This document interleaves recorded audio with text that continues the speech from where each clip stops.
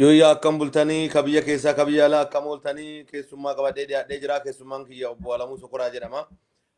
Haala dhimma amma aanaa galaana Abbayyaa bakka addaa Neccisaar yookiin Margaadii jedhamu irratti waan yeroo kana deemaa waan amma yeroo ammaa kana keessatti deemaa jiru irratti marii gabaabduu waliin goona jenna. Akkam oolte Alex? Akkam Ashannaa fi Fayyuma. Nagaa Alamuun keessummaa kiyya haarayaa miti Gumii Bokkootii fi warra manaatii kanaafuu sududumaan hin beektanii jedha daawwattootaa fi hordoftoota kenna.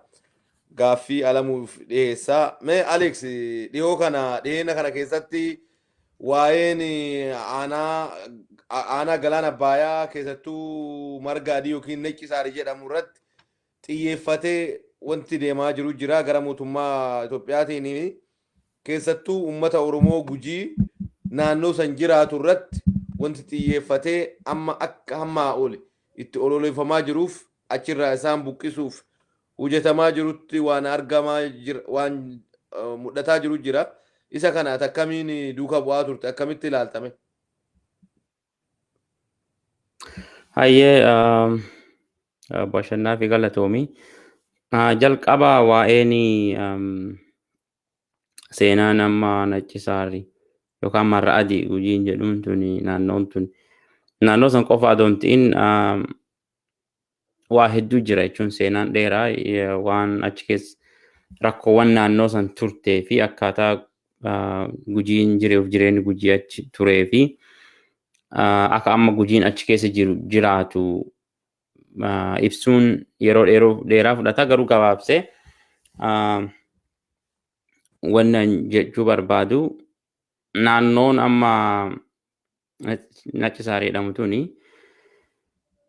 Arbaa Mincii amma magaalaa Arbaa Minciititti walitti dhiyaatti. Galaana jira. Galaanota lamaan jidduu bakka amma uummanni jiraatuun amma aga paarkiif jedhamte yeroo dheeraa fudhateera. Keessattuu yeroo dargiirra jalqabee haga ammaatitti naannoon sun akka paarkiititti godhamaa turte.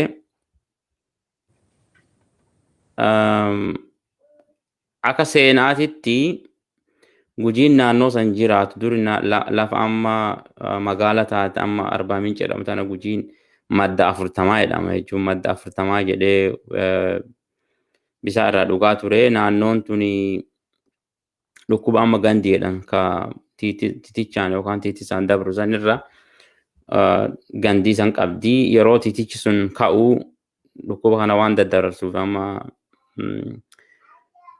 naannoo san yeroo muraasa qofa dheeda horsiisee bulaa waan ta'eef Gujiin dheedee deebi'a gamatti gara amma karaa Necci Saarii kana deebi'a. Yeroo kaan ammoo dheedaa achi dhufa.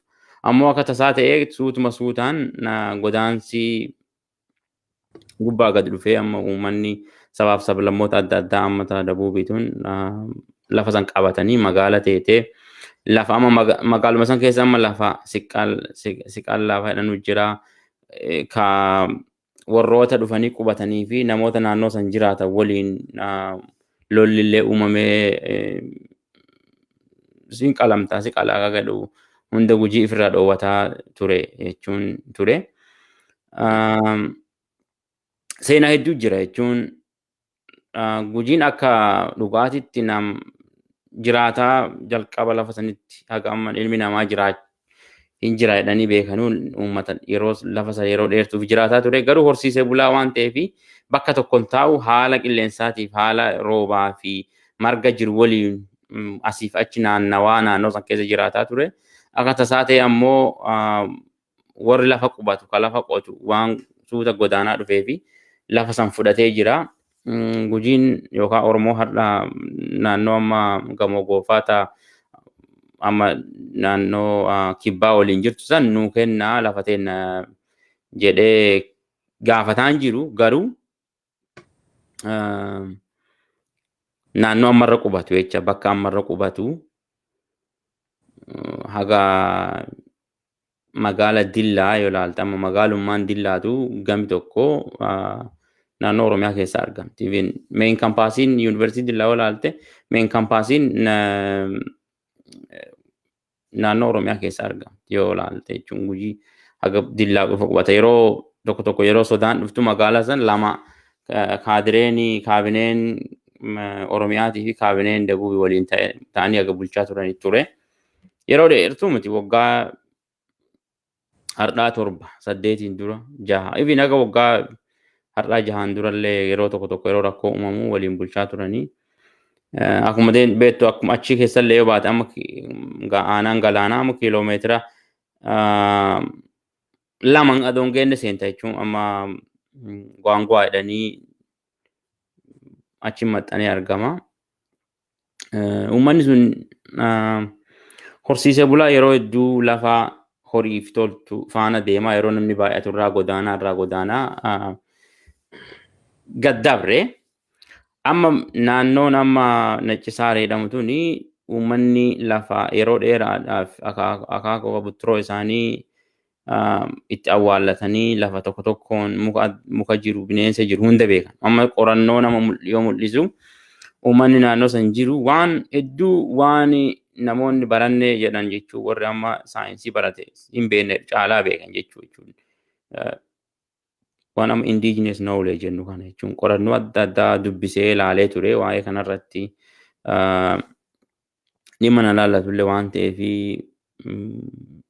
dubbisaa ture yeroo dheertuu fi maal mul'isaa amma waa'een Naccisaar tun yeroo yeroo dargii san addunyaan tun maal ilaalaa turte waa'ee kunuunsa naannoo uumamaa waan jedhu kanatti amma conservation jedhamu kana kunuunsa kana godhuudhaa fi wanni tokko jira yaada ta'e tokko uumamee ture bara 1960moota keessa yaada ta'e tokko jira. Yaadi sun maal jedha keessattuu namoota hin baratiin uummata amma akka jiruuf jireenya akka biyya teennaa jiraatu kana yoo walitti gadhiisan akkam fakkeenya horsiisee bulaa kana yoo gadhiisanii walitti gadhiisan lafa qabeenya uumamaa waan balleessuuf jecha qabeenya uumamaa san kunuunsuu fi furmaati jiru naannoowwan gurguddoo akkam paarkii jedhamu kana kutteeti yookaan akka mootummaan eegu yookaan ammoo akka nama warra dhuunfaatiif kennan privatization kadhama jechuun kennamu recommendation yookaan wanni dhiyeessan yaada dhiyeessa hayyootii gaafa san jirtu bara 1960moota akka faranjii keessa jechuudha. Yaanni kuniin guutuu addunyaa guutuutti hojiirra oole. Biyyoota guddatan tana keessallee yoo ilaalte bakka baay'ee raanchi jedhamu bakka horiitti horsiisan hunda dhuunfaaf kennan. Maal jechuun walta galee walii horsiisee yoo amma horsiisee bulaa nama callisee horsiisaa wanni kun qabeenyi kun nu gahaa mongeewu jedheetiin yaadu namuu calliseetuma qabeenya banaasanii qabeenya amma horsiisee bulaa lafa banaati lafa banaa tana callisee adoo seera wanni hin jenne callisee wanni jedha achiin duuba ammoo horii heddummatee balaa waliinii irra waan dhaqqabuuf jecha dhuunfaaf kennamuu qaba yookaan mootummaa eeguu qabu waan jedhu yaadi dhiyaate. Yaada san keessa jechaadha yeroo dargii yoo qaabattu teete bakka mana Naccisaar jedhamtu tana gujiin akka horsiisee bulaatitti waan jiraataa turee fi mootummaan dargii wataaddaraan nama hedduu jeesee mana hedduu jala gubee miidhaa hedduurra geessee ture. Balaa hedduurraan ga'ee ture bara san. Uummanni garuu waan sanillee fi abdiin kutanne akkuma san jiiluu dhabee yookaan sodaa dhabee gujiin jiilleedhanii maqaalleen jechuun naannoo san. Sodaa dhabee rakkinni hagas geessan cufa keessatti keessa dabree jiraachaatuma ture jechuudha. Dhiibbaan mootummoota gamtoomanii adda addaa wanni ji'oon adda addaa waan adda addaatiin mirgi namaa dhiibamuu qabu miicamuu qabu wanni kun sirrii miti jedhanii yeroo baay'ee dhiyeessaa turan keessattuu mootummaa gamtooman keessaan amma mirga namaatii warra dhaabbatu warra amma dhalataa naannoo takka keessa jirutti aadaa qabaa afaan qabaa akkaataatti walaalu qabaa san cufa hubattee misoomni dhufuu warra kana namoota indigenous yookaan ammoo jiraattota beektee uumama achi jiraatan sanii kunuunsuu qaba wanni jedhamu keessattuu waggoota soddomaan dabran keessatti akka malee fudhatama waa argatee fi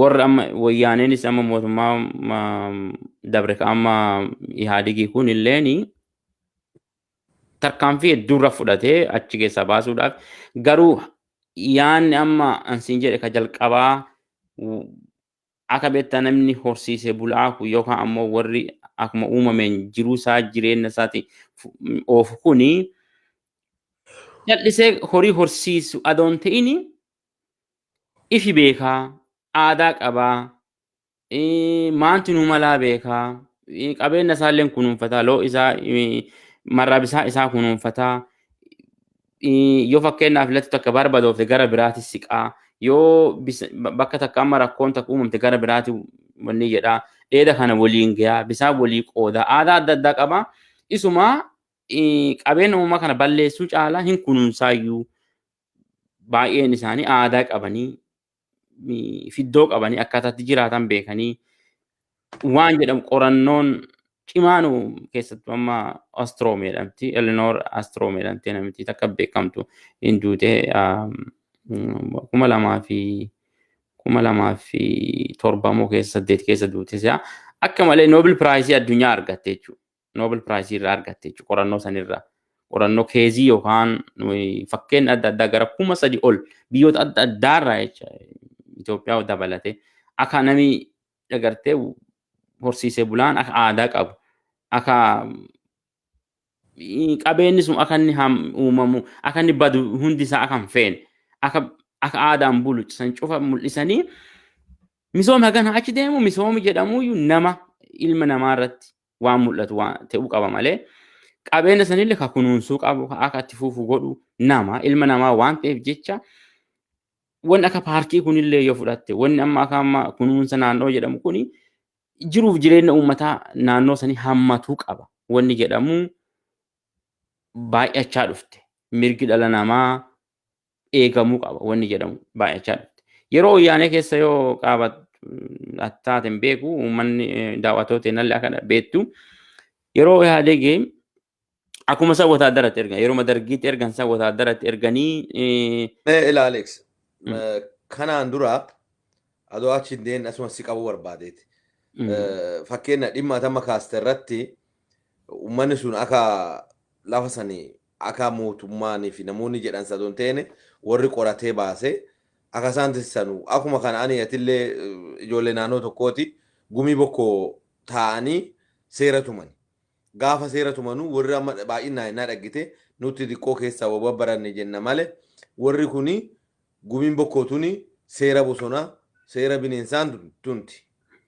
Warruma biyya bulchuu caalaa Gumiin Boko seera margaatu tumti marraayyuu seera qaba marri Gumii Boko irratti na argitee jiraatte.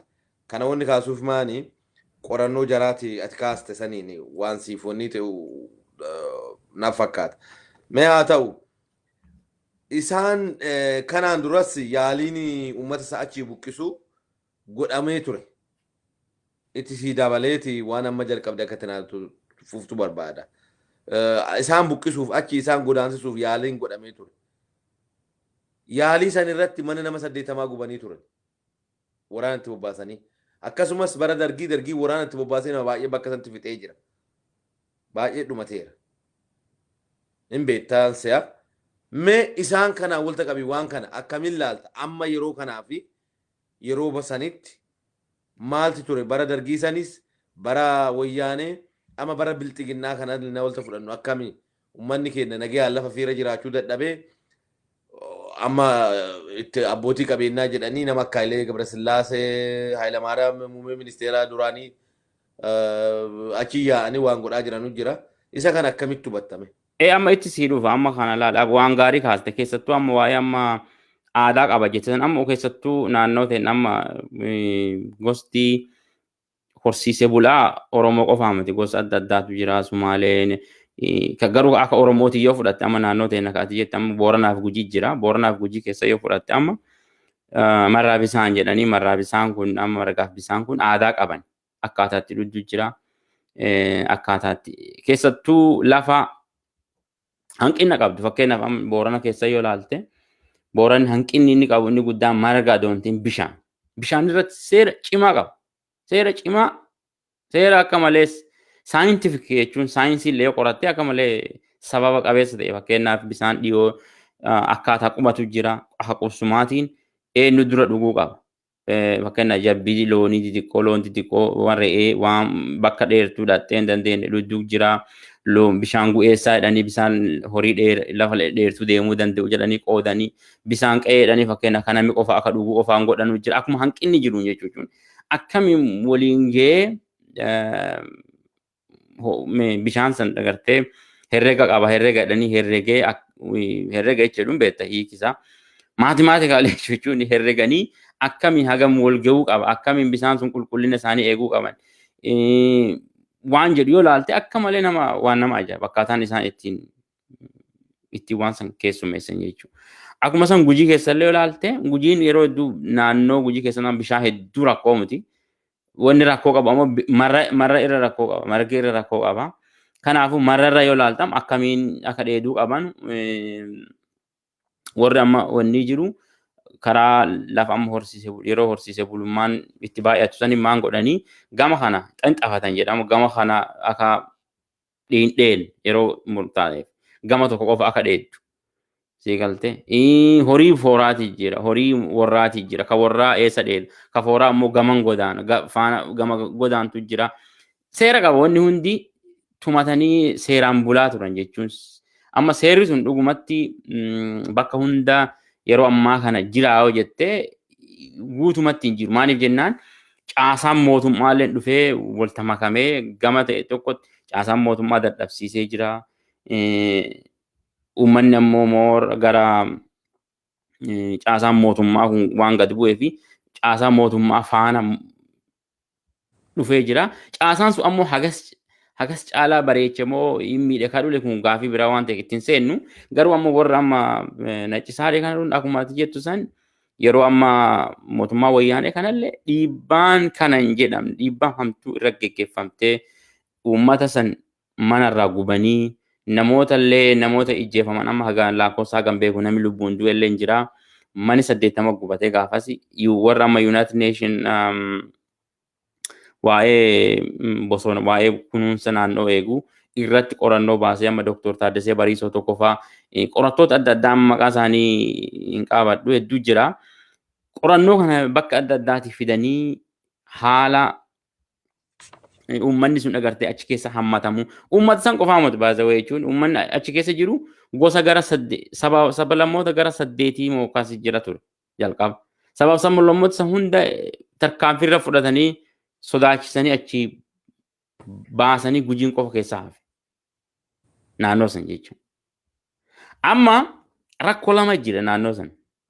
Naannoo Naccisaa jedhamtu sana marra adii Gujiin jedhu marraadha Gujiin jechuun loqoti Gujiin margan jedhu marraadha. Marra adii kana rakkoo jira. Rakkoon jirtu maal? Tokkoffaa Gujiin naannoo Oromiyaati. Gujii Oromoo. Warri Dabuub ammoo warri naannoo Kibbaa lafti sun gara keenya ta'uu qabdi. Gujii achi keessaa baasanii gara Oromiyaatti akka achi keessaa banii bakka biraa akka kennanuufi achi deeman. Lafti ammoo gara naannoo Kibbaatti akka galtu.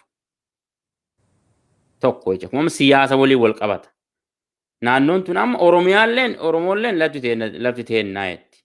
Kaabinee Oromiyaallee itti waliin galtu jechuun lafti teennaa lafa Oromiyaati. Maan jennee lafa dabarsinee kennina waan jedhu ture yeroo wayyaanee keessattuu eegaa filannoo 2005 akka lakkoofsa faranjootaatitti injifatamanii yookaan ammoo namni harki caalu injifatamanii dirqamaan deebisanii irraa fudhataniin duuba jechuun wayyaaneen maan goote Oromolleen xiqqoo aangoo horatte impaawer godhuu jalqaban jechuu ol kaasuu jalqabanii fi keessattuu mootummaan naannoo Oromiyaa ka abbaa duulaa waan san itti hin fudhannu jedhee dide.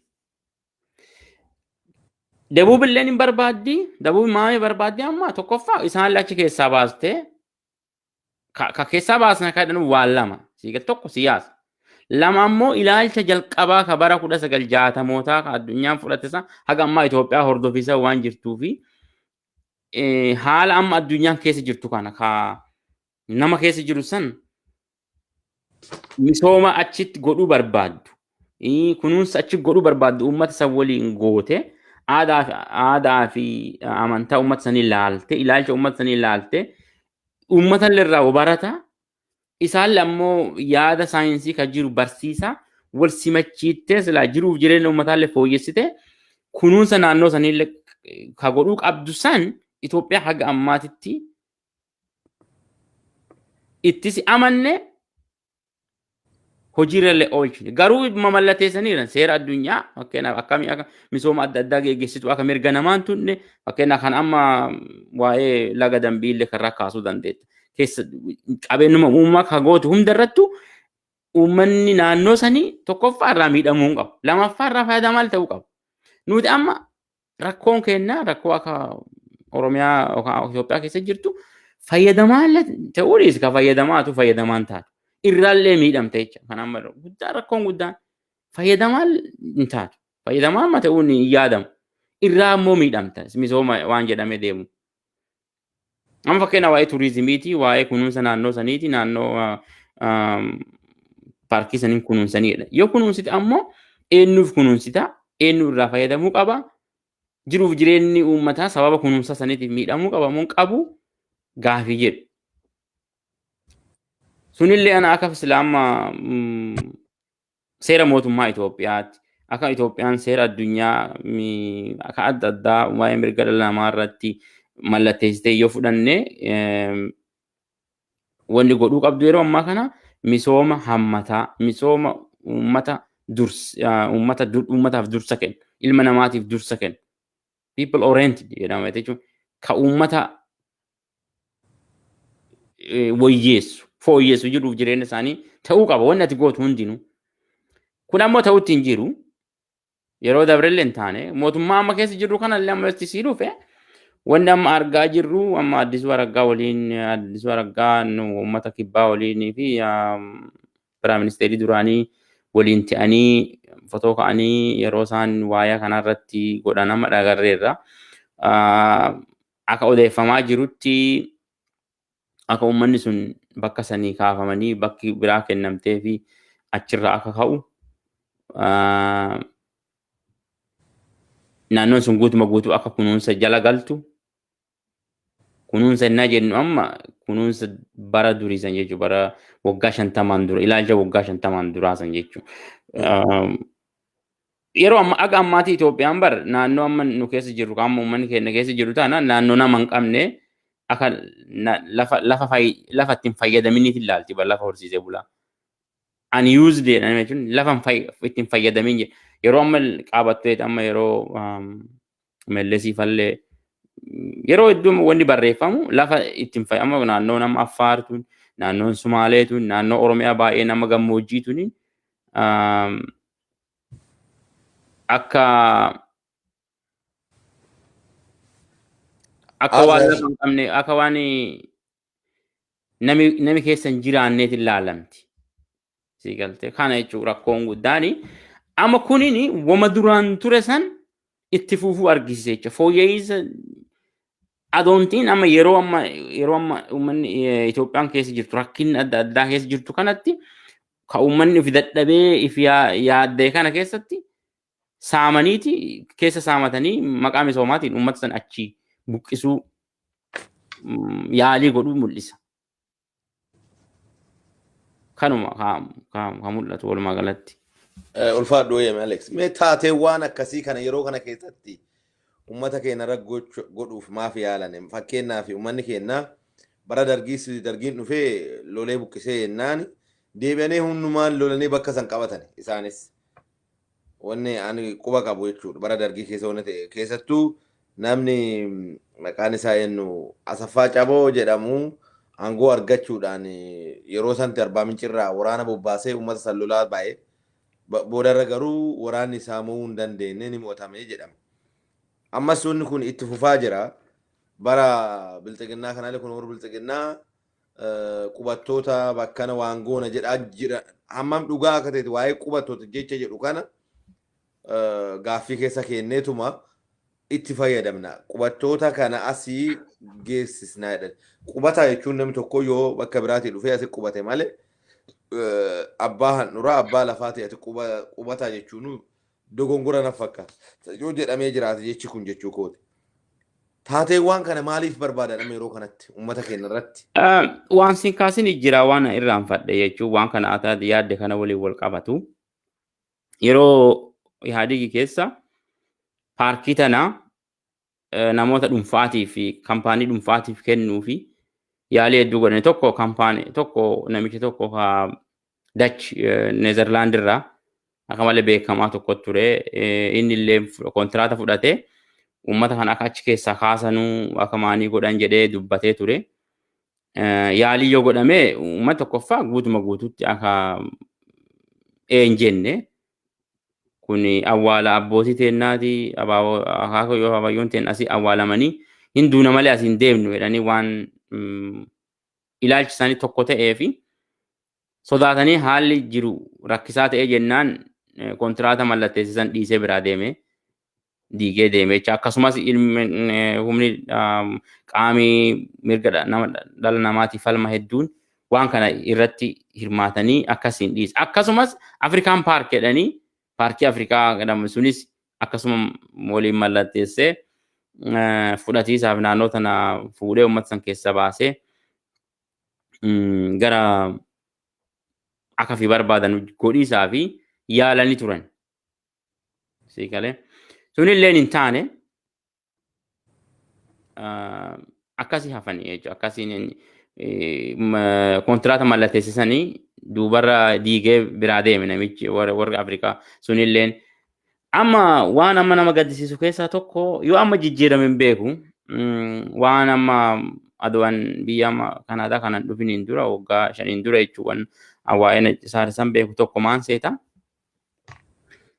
Uummata kana akkuma ati jette isaanii akka seera dhabdummaa bakka san jiraan seera ala jecha illegal settlers akka Ingiliffaan jedhamu jechuun qubattoota seera alaa akkas ilaalanii akkasuma jedhanii ibsanillee jechuun yoo Google gootee ilaalte lama akkasuma qubattoota seera alaati warri kun ka'uu qabaadha yeroo hunda warra amma keessattuu warra dabuubii naannoo kibbaa kakaasu. Kun ammoo maal mul'isa yoo jette Oromiyaa irratti naannoo Oromiyaa irratti dhiibbaa uumeera wanti sun. Amma yoo ilaalte maal mul'isa qorannoon amma bara waggoota 7 duratti godhaman yoo ilaalte waggaa 7 duratti jechuudha. Yoo ilaalte maal mul'isa misooma bu'uuraa kaaka mana barumsaa akka bishaan qulqulluu dhugaatii akka fayyaa uummanni sun hin qabu ture. Misoomni bu'uurri misoomaa hin deemuuf ture jechuun bu'uurri misoomaa akka achi keessatti hin gaggeessifamneef godhamaa ture. Yoo amma jijjiirame hin beeku garuu yeroo ammaa kanatti jechuun qorannee ilaalla fuula duraaf jechuun yeroo amma gabaabaa keessatti torbaanuma keessatti sirrii waan kana keessa qabbuunee haala amma keessa jiru maal akka keessa jiru baafnee aga footoolee baasuun aga okaawwanni illee baasu viidiyoolee baasuun waan dadhabu natti fakkaatu. Yeroo amma garuu yeroo sanitti waggaa 7 duratti bu'uurri misoomaallee akka naannoo sanitti hin jirre uummanni rakkoo adda addaa keessa akka jiru bishaan qulqulluu akka hin qabne mana barumsaa akka argan walumaa galatti tajaajila lammii Itoophiyaatiif godhamu akka isaan arganne ibsa. Kun ammoo akka malee waan akka malee nama gaddisiisu ammas taanaan mootummaan naannoo Oromiyaa waan akkanaa keessa seenee namni qaama ta'e tokko qaama silaa namni akka Addisuu Araggaafaa silaa namni hooggana guddaa gubbaa jiru waa akkanaa kana keessatti hirmaatee argamuun akka malee nama gaddisiisa jechuun Oromiyaan naannoo of dandeesse naannoo biraa humnaan fudhachuu yookaan kenna jechuu hin qabdu. Garuu naannoo uummanni Oromoo irra jiraatu kamuyyuu lola tokko malee mirga biyya saniitiif fayyadamtee taakkuu haganaa jecha yoo namni tokko akka tolaatitti sabi biraa akka fedhe Oromiyaa keessa baay'ina namni sabaaf sablamooti bakka jiraatu uummanni Oromoo yoomillee sabaaf sablammiin hin jiraatin hin jenne uummanni Itoophiyaa hedduu hammataa beekama garuu baay'inaan hammataa yeroo jedhamu uummatuma Oromooti guddaan gahee guddaa taphates gahee guddaa qabus ammas hammannee ammas itti fufnee biyya tana gara duraa akka deemsisu uummatuma Oromoo ta'uu qaba. Yoo uummanni Oromoo immoo kufe biyyi sun kufuu isii guutumatti hafu. Akkasumas amma naannoon Oromiyaa nama dhugumaan uummata kanaaf dhiigee uummata kanaaf dhiphatee waan uummata kanaaf malu mirga uummata kanaaf barbaachisu. Asoo mirga namoota biraallee hin tuqin eeguu danda'amuu hin danda'u yoo jettee gaafatte amma gaafii keessi galcha yoo wanni kun dhugumaan wanni amma isaan yaadan kun dhugaa taate uummata humnaan bakka isaan itti dhalatanii itti guddatanii abbootii isaanii haadholii isaanii itti awwaalanirra dirqiin kaasan taate bubbullee ilaalla. Garuu wanni abdannu maali? Yeroo ammaa kana ilaalta miidiyaarra yoo argite amma namni Oromoo ta'e tokko ka dhugumaan Oromummaa isaatitti amanu ka Oromummaa isaattiin boonu ka saba biraallee akka inni boonu barbaadu har'a maqaa misoomaatiin uummata gas ga'u jiruuf jireenya isaarraa buqqiftee bakka biraa geessinaa naannoo biraa jala galchina waan jedhuun fudhata waan jedhu natti sin fakkaatu akkuma ilaalte miidiyaarra yoo ilaalte amma namni mootummaa deeggarulleen waa akkasii akkan fudhanne namni hedduun baay'ee namaa ibsu jira. Hedduu isaanii amma ololaa wanni kun sobaa maali jechuu jiranii garuu sobaa miti wanni yaaduma jiru duraanis beennaa garuu amma uummanni haga duraanillee san caalaa dammaqaa waan ta'eef wanni yaadame hin milkoofti waan jedhu yaadan qaban garuu uummanni jabaatee ammas deenaan if eegannoo godhuu qaba.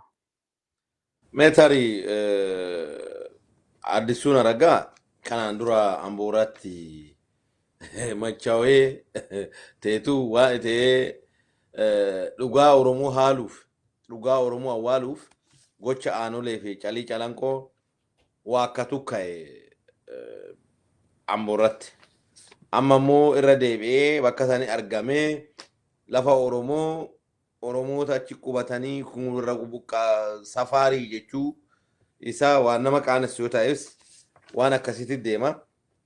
Nama kana godina Gujii dhaqee buna peestaaliin baachisanii waan nama ajaa'iba nama galata hin qabne nama uummataaf galata hin qabne nama akkasii kana. Mee tarii amma karoorri isaan qaban uummata kana achi buqqisanii beelaaf rakkoo adda addaatiif saaxiluu barbaadu laata. Uummanni kun gaafa achi akka inni buqqa'u amma fakkeenyaaf bara dargii bara wayyaanee kanaa mana 80 gubanii nama baay'ee irratti miidhaa geessisanii turani. Ammas uummata kanaa namni dubbatu hin jiraanne mootummaan kun keessattuu mootummaa dargii caalu mootummaa bakka lafa barbaadaman uummata hin barbaanne waan ta'eef mootummaan kun uummata kana beelaaf saaxiluu deema deega keessa uummata keenya buusinaa laati kan akkamiin ilaalta Aleeks? Yoo itti fufee godhe rakkoorra uumuun isaa hafu jechuun waa hafu miti yoo itti fufee waan kana godhu ammoo garuu waan godhuu danda'u natti hin fakkaatu maaliif jennaa uummanni sirriitti dammaqee waan jiruu fi uummata naannoo san keessa jiru qofa osoo hin ta'in uummatummaan guutuun akka Gujiitti akka Oromiyaa guutuuttuu waan akkasiisan eeyyama haa ta'u waan jedhee fudhatu natti hin fakkaatu. Kanaaf hojiirra oolchina waan jedhan oobjuu malee waan godhuu danda'an natti hin fakkaatu.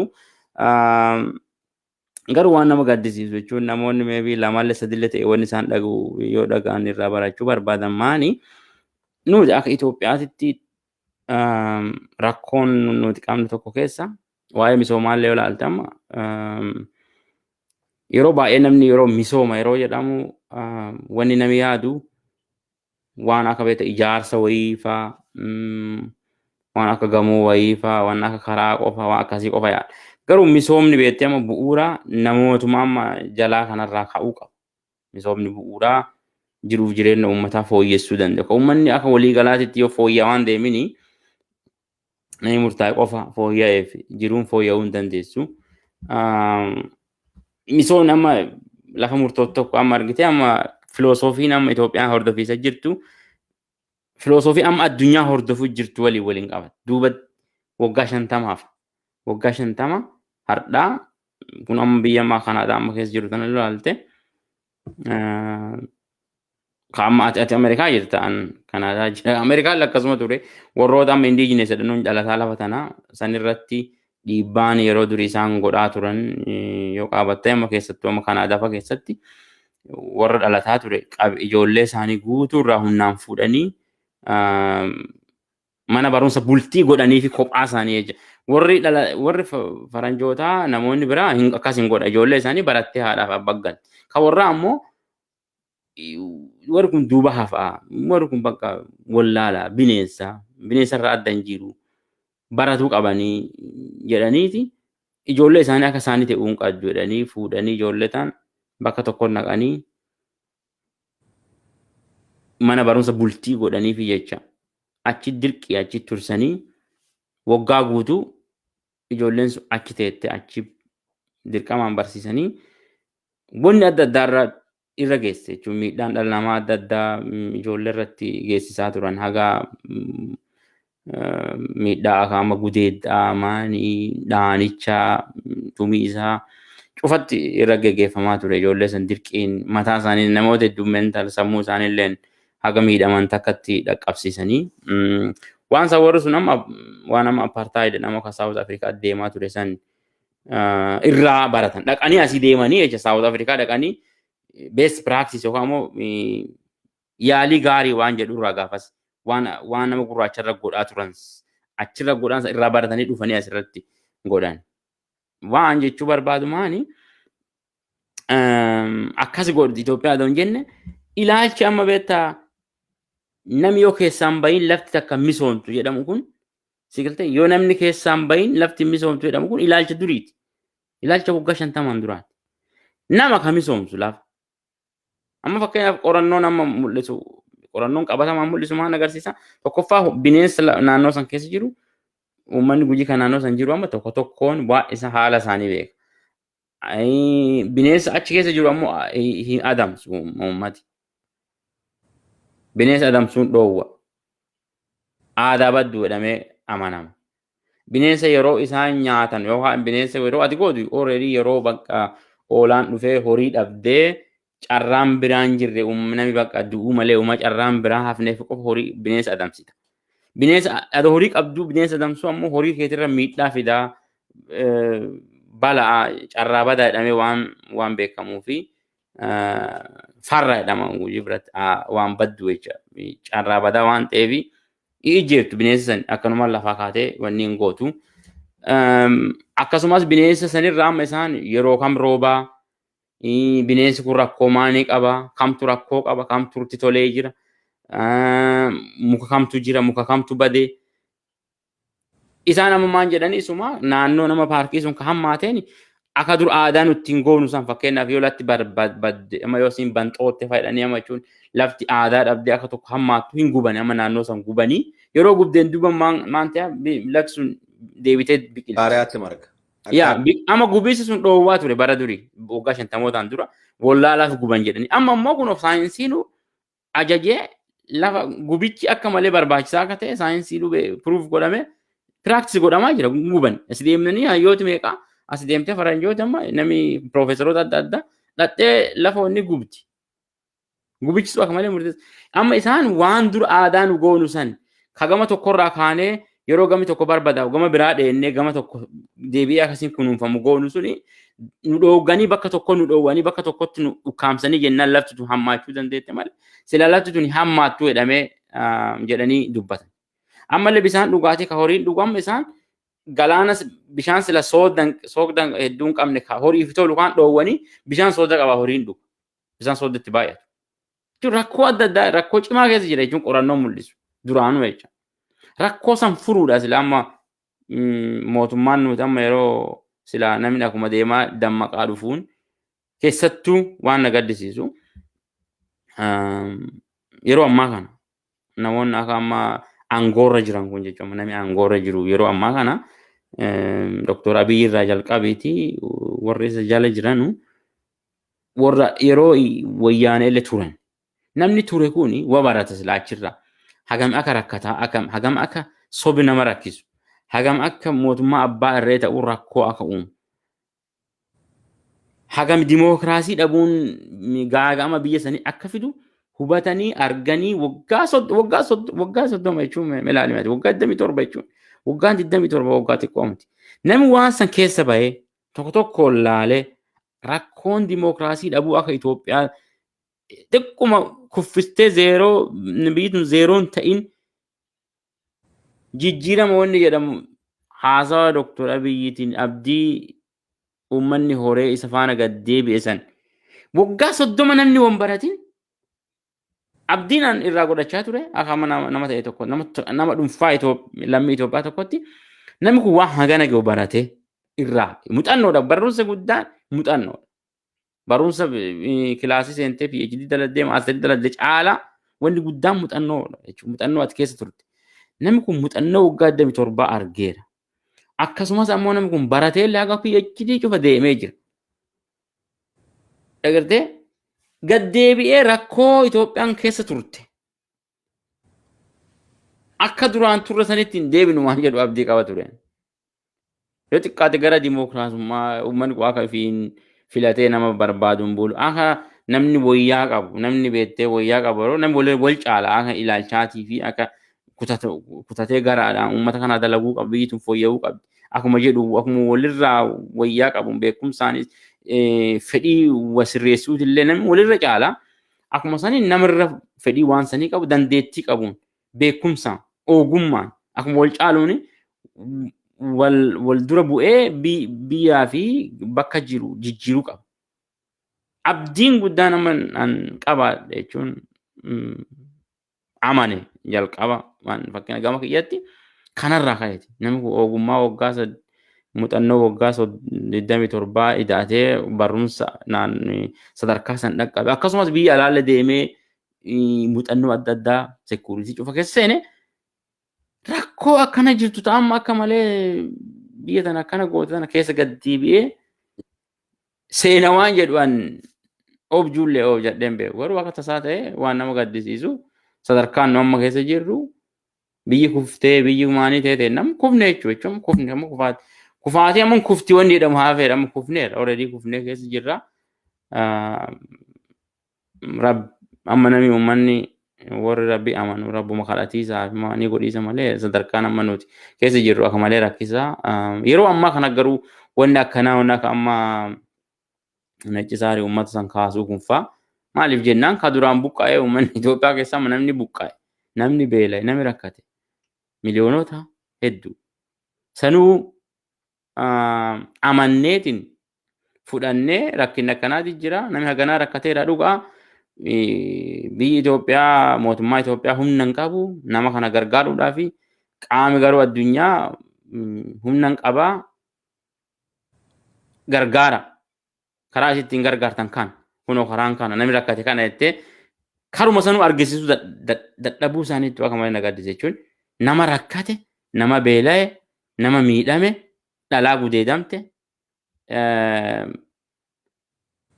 carruma namni sun yaalamu carruma namni beela ba'u haziinaa Itoophiyaa yookaan mootummaa Itoophiyaa keessaa doontiin sanuma doontiin mootummaa biyya addunyaa sabaaf lammii addunyaa irra jirtu gargaaruu doontiin Itoophiyummaanu akkuma Itoophiyaatu lammummaanu akkuma wal gargaartullee carraa banuu dadhabee amma addunyaa nuti kolfitee haga beektee namni silaan hungeenne cufa akka nu kofleetiin carraa hamaarra biituun buute arguun akka malee na gaddisiisan. Akka malee nama gaddisiisa. Ayyee dhufaa dhooyame namni nu haga kennaan geenne nuti amma aggaamaa jira beektaa gamana amma Saawus Suudaanii nu halchite amma. Yaa akka malee nama gaddisiisa jechuun haalli amma nu Guddina hoggansaatiin ka'uudhaan jechuudha. Mee gaaffii xumuraa si gaafadha.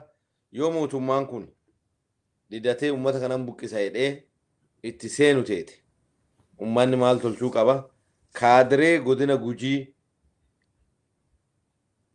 uummata san bulchuuf naannoo san jirtuuf maal dhaamta? Uummata Oromootis maal jettaan kanarratti? Isa xumuraati ulfaadhu wayya.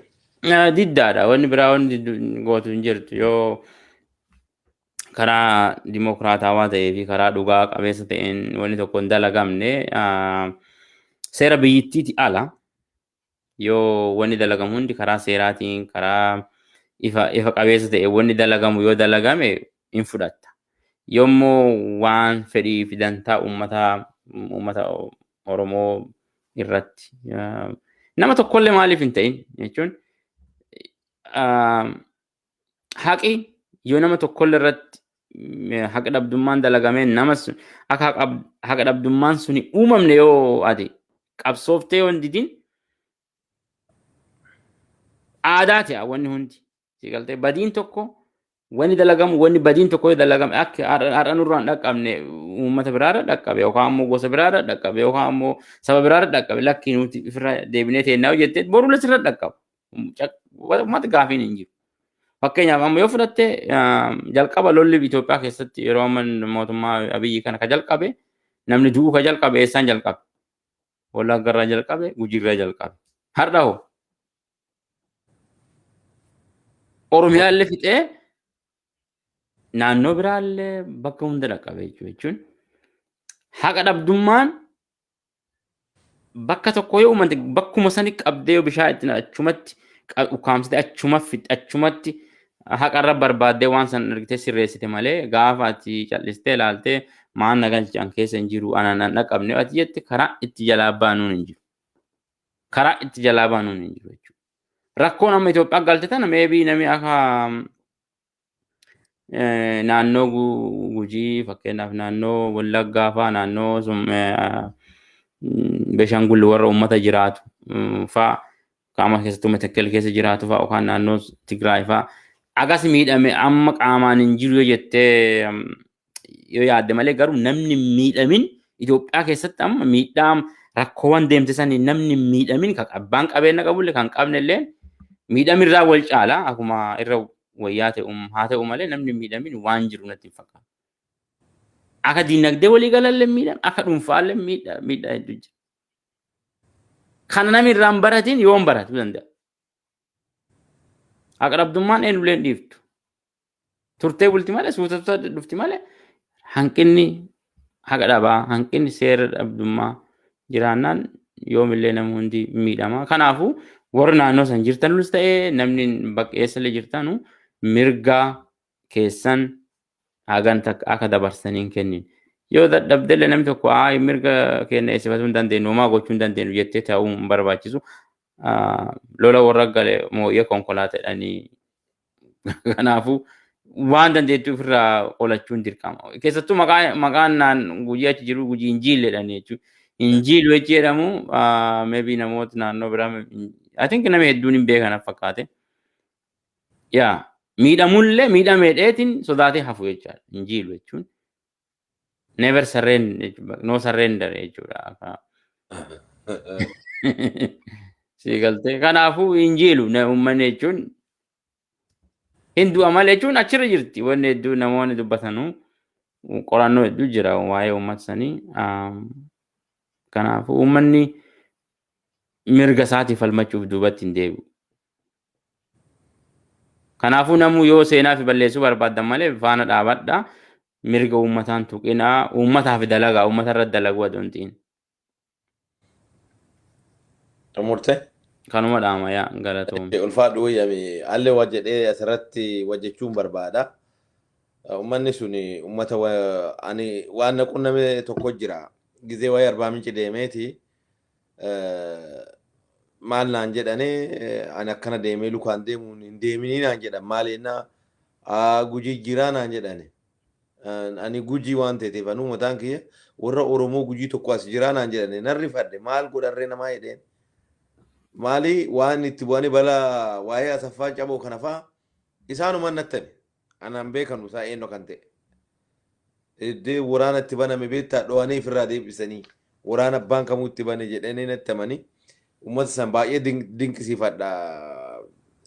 Warra dhaametti anatti himanii an boodarra garuu lakkii nama waan akkasiin godhanuu jedheen an gujii hin jenne waan akkasiin godhanuu garuu asoo amma hin deeme homaan an godhanuun jedhe har'a dhattee innaa hin deebitu bakka anaan jedhe.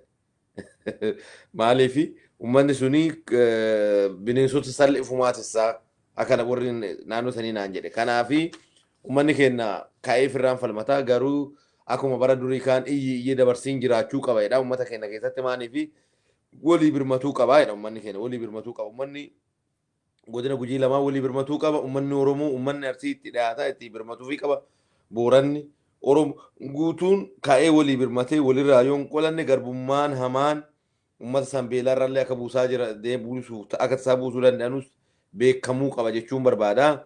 Itti aansuudhaan kaadireen kanarraa asoo qusatte gaarii na fakkaatti kaadiroonni biltsiginnaatuun keessattuu ta godina keenyaa sun waan kanarraa seenaa jalaa bahuun deemanu kun seenaa uummata keenya irratti cubbuu uummata san irratti dalagamuu ka duraan dalagan caalaa ammallee dalaguu deemaa jiranii kana keessaa waan addisuun jedheef waan Hayilamaariyaam kanaan duras beekamaadha. Uummata Gedooti uummata Gujii walta buusee ittiin milkoofne ammas milkaa'uun deemanu san quba naa qabaadhaa jechuun barbaada. Kana jedheen xumuraanis Aleeksii dhuftee yeroo kee gubdee uummata keenyaaf sagalee ta'uu keetii fi maqaa Gumii Bokkoo miidiyaatiin ulfaadhu wayyamii siin jechuun barbaadaan. Ayyee galatoomii ashuu fayyaa ta'e. Ayyee ulfaadhu wayyamii qopheessaan qophii kana ana shannaa fi goljaati sagantaa biraatiin amma walitti deebinutti Gumii Bokkoo sheeris godhaa laayikis godhaa ulfaadhaa wayyamaa isiniin jenna nagatti nu oola nagatti bula.